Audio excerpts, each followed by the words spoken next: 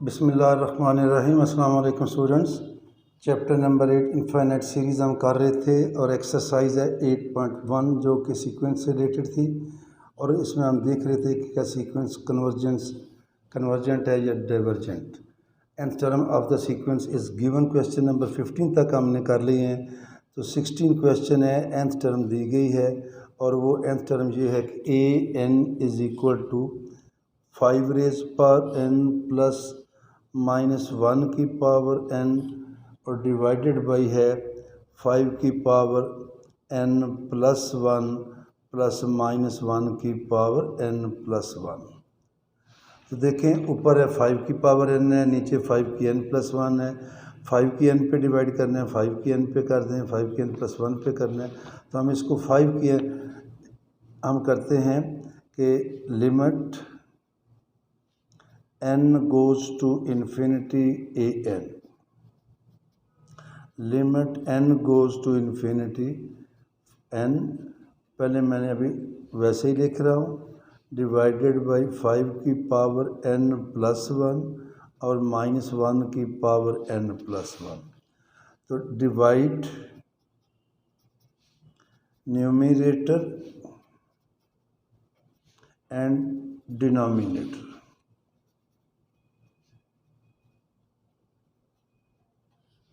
दोनों को डिवाइड कर देंगे बाई 5 रेज़ की पावर n। तो ये हमारे पास आ जाएगा limit n goes to infinity, ये बनेगा 1 माइनस 1 की n ओवर 5 की n। और जब नीचे करेंगे 5 की n प्लस 1 है, 5 की n से करेंगे 5 प्लस -1 की पावर n प्लस 1 ओवर 5 की पावर n। अब जब लिमिट लेंगे, ये ऑलरेडी हम 2 क्वेश्चन में कर चुके हैं, -1 की पावर n हो या -1 की पावर n प्लस 1 हो, ये या 1 आएगा या -1। और दिस इज़ इक्वल टू, मैं इसको इस तरह से लिख देता हूँ, 1 plus limit n goes to infinity -1 की पावर n ओवर 5 की पावर n और डिवाइडेड बाई 5 प्लस दोनों की लिमिट, ये तो कांस्टेंट है, इनकी तो लिमिट लिखने की कोई ज़रूरत नहीं है, ये आएगा। अब ऊपर या 1 आना है या -1 आएगा, नीचे इन्फिनिटी है तो ये 0 हो जाएगा। तो ये हमारे पास आएगा 1 प्लस 0 और नीचे आएगा 5 प्लस 0। तो हमारा आंसर क्या आया, 1/5। इसका मतलब है कि गिवन सीक्वेंस कन्वर्जेस टू 1/5। फिर क्वेश्चन नंबर हमारे पास 17 है और 17 की वो स्टेटमेंट जो है वो दे रहा है कि an is equal to c की पावर n प्लस d की पावर n, टोटल की पावर है 1/n। और साथ उसने कंडीशन दी है कि d is greater than c, यानी कि d और c जो है ये दोनों पॉजिटिव हैं, लेकिन d जो है वो c से ग्रेटर दैन है। तो हम क्या करेंगे, limit n goes to infinity, ये हमने फाइंड करनी है और ये आएगा limit n goes to infinity c की पावर n, d की n और टोटल की पावर 1/n। आप इसको ज़रा इस तरह लिख लें कि limit n goes to infinity, d की पावर n मैं पहले ले लेता हूँ, c की n बाद में ले लेता हूँ। अब d की पावर जो n है ये हम कॉमन लेंगे, तो जब कॉमन लेंगे तो d की n है, इसकी टोटल की पावर भी 1/n है, तो हम इसको लिख लेंगे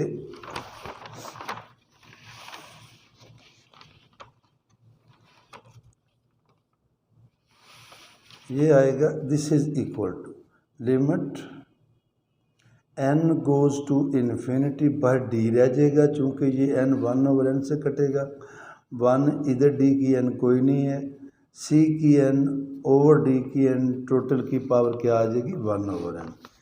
इसे हम लिख लेते हैं limit n goes to infinity d, और इसे इस तरह करें, पावर इकट्ठी कर लें, सी ओवर डी की पावर n सारे की पावर 1/n।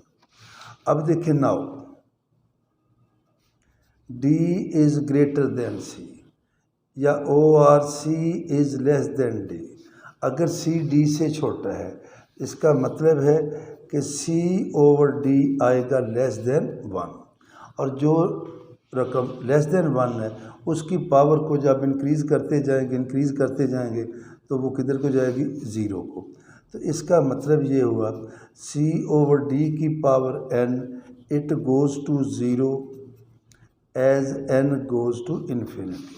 तो so limit n goes to infinity a n ये हमारे पास थी, ये बचेगा d 1। जब इधर इन्फिनिटी लेंगे सी ओवर डी की पावर n ये हमारे पास आ गई है 0, और जब इधर इन्फिनिटी लेंगे तो 1/इन्फिनिटी क्या होता है, 0, और 1 + 0 की पावर ये आ जाएगा d × 1। तो हमारा आंसर क्या आ गया, 1। So the sequence converges to D. तो ये किधर को कन्वर्ज कर रही है, डी को। ये तो था हमारा क्वेश्चन। फिर हमारे पास आएगा क्वेश्चन नंबर 18 में है ए एन 5 की पावर n ओवर n + 1 का स्क्वायर। इसे लिखेंगे limit n goes to infinity, limit n goes to infinity 5n। अब देखें इधर 5 की पावर इन्फिनिटी लेंगे, इन्फिनिटी आएगा, नीचे भी इन्फिनिटी, लिहाजा एल हॉस्पिटल रूल यूज़ करेंगे, जिसमें मैं इसको x के, कुछ लोग इसको जो है ये डायरेक्ट भी लिख देते हैं, ले लेते हैं डेरिवेटिव, यानी कि n को वेरिएबल बना के, तो ये आ जाएगा 5n log of 5, और इसका डेरिवेटिव लेंगे तो 2n + 1 by L hospital rule. अब ये जो है ये तो सारा कांस्टेंट है, क्या, log of 5/2, इसको बाहर ले लें तो ये आएगा limit n goes to infinity 5n over n + 1, और अभी भी ये इन्फिनिटी ओवर इन्फिनिटी फॉर्म है, एक दफ़ा ये रूल और अप्लाई करना पड़ेगा। Limit n goes to infinity 5 की पावर n, फिर आएगा log of 5 और नीचे क्या आ जाएगा, 1। तो अब आपने log of 5 को बाहर लिखने लिख लें, log of 5 का square over 2 limit n goes to infinity 5n। अब जब इन्फिनिटी पुट करेंगे 5 की पावर इन्फिनिटी क्या होता है, इन्फिनिटी, तो इसको हम लिख लेंगे इस तरह,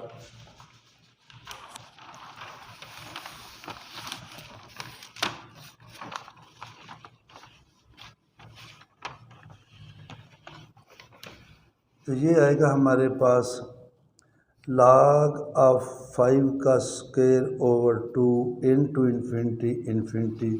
इसका मतलब है जो हमारे पास सीक्वेंस है जिसकी nth टर्म दी गई थी वो क्या है, डाइवर्जेंट है। तो सो द सीक्वेंस इज डाइवर्जेंट। फिर हमारे पास है क्वेश्चन नंबर 19, और 19 की स्टेटमेंट है हमारे पास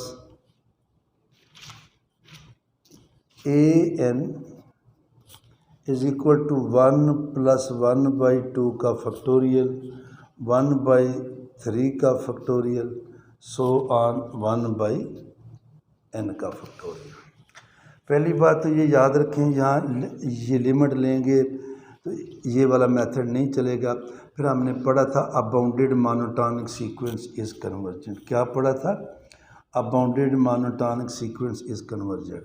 अब इसको सॉल्व करने से पहले मैं ज़रा एक बात करूं, सेकंड ईयर में भी हमने पढ़ा है e की पावर x 2.8 में 1 + x x² / 2 factorial x³ / 3 factorial plus हुआ।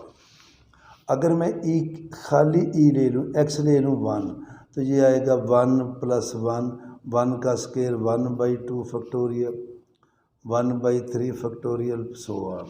अगर इस 1 को मैं इधर ले आऊँ तो ये आएगा e-1, 1/2 फैक्टोरियल, ये चीज़। अब देखें ये वही है जो ऊपर है, लेकिन वो आ जाता है 1/n के फैक्टोरियल पे स्टॉप हो जाता है।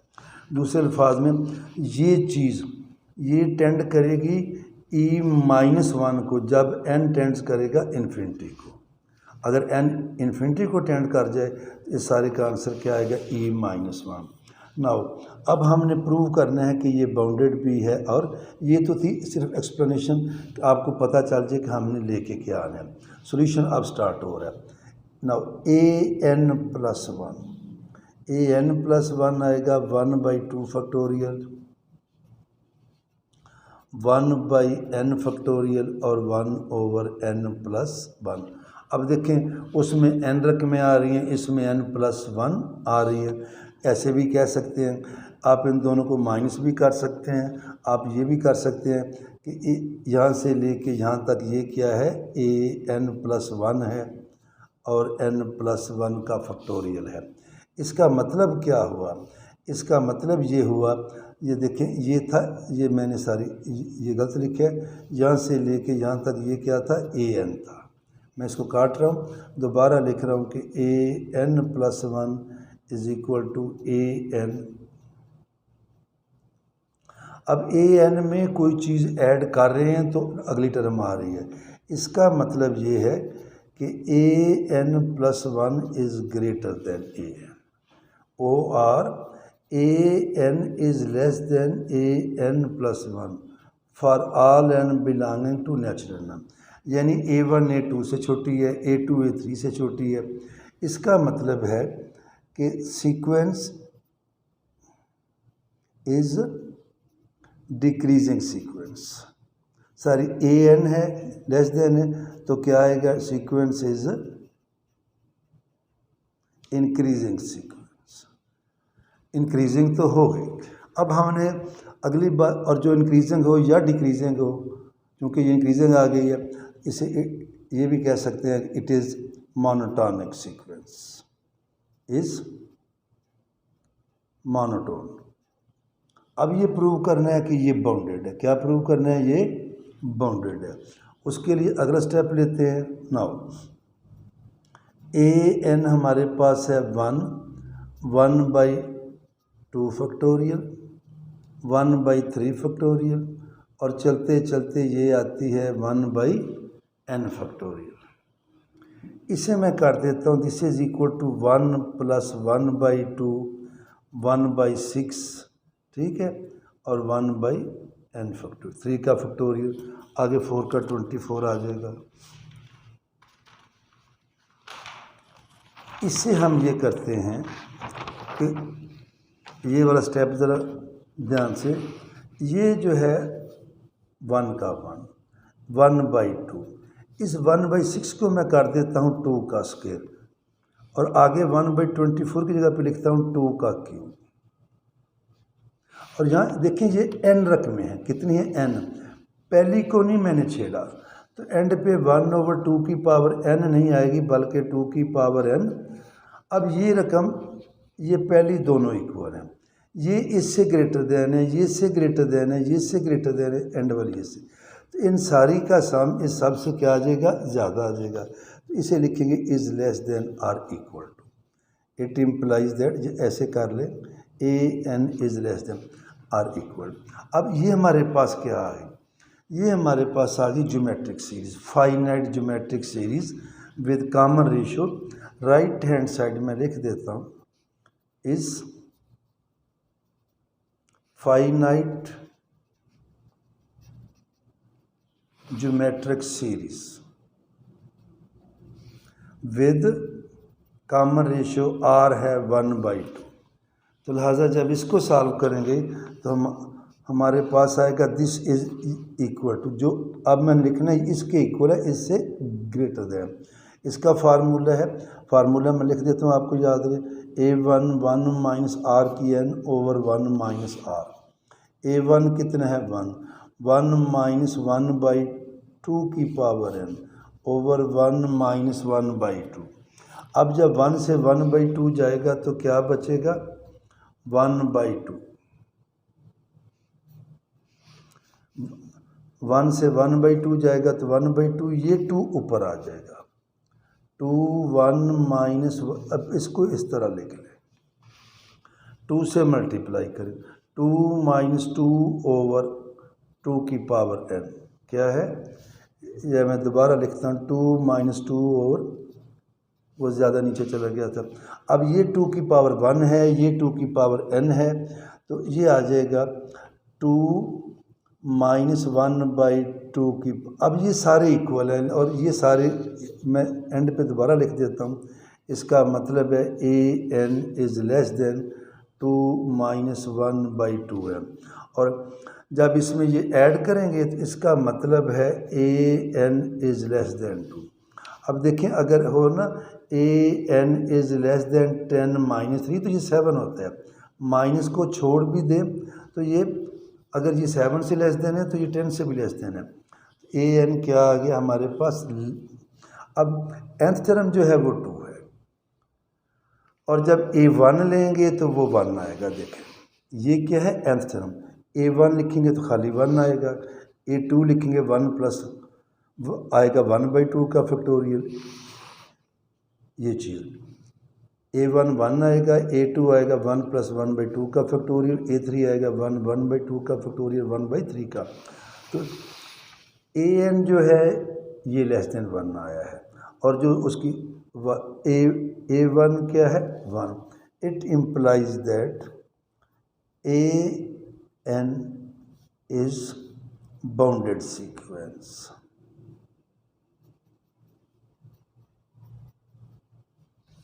तो an being bounded and monotonic is convergent। तो ये क्या है, कन्वर्जेंट है। अब ये किधर को कन्वर्ज करती है, ये मैंने शुरू में आपको बताया। नाउ 1 प्लस 1/2 का फैक्टोरियल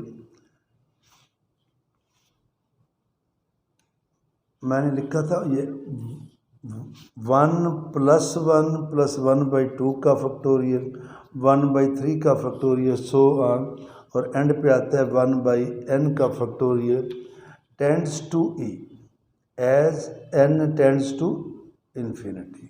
तो इट इम्प्लाइज दैट, ये देखिए ये है 1 प्लस 1, जब इधर मैं 1 नहीं लिखूँगा, 1/2 फैक्टोरियल, 1/3 फैक्टोरियल, इसमें से मैंने 1 माइनस किया, it converges to e minus 1 as n tends to infinity. तो सो गिवन सीक्वेंस